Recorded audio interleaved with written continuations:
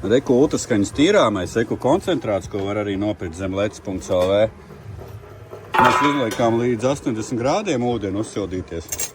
Es nezinu, vai laba doma, bet iemetīsim iesmas. Tas būs ekoloģiski. Un Jānka iemetīšu tādu armatūru, liec iekšā. Jā, un es šitos te iesmas ielikšu pēc grilēšanas, redzēsim tieši, kas mums izdosies, kas nē. Un tagad mēs slēdzam iekšā.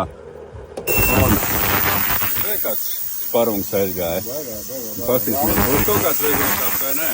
Kāds pincetis tev? Pincetis domāju, ka nevajag. Varam vaļā, domā, silspirkstu. Pastamies, kādu šampuru ir paņemais galē. Nezinu, nē. Nezinu, nē. Un tas tur? Un paņemamies.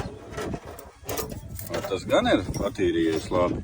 Kā armatūra ļoti labi notīrījās rūsa. Respektīvi, rūsa nonāca, bet tauka nenonāca, teiksim tā. Viņš laikam nav domāts tādiem taukiem, viņš laikam piedegumam un kaut kam tam līdzīgam.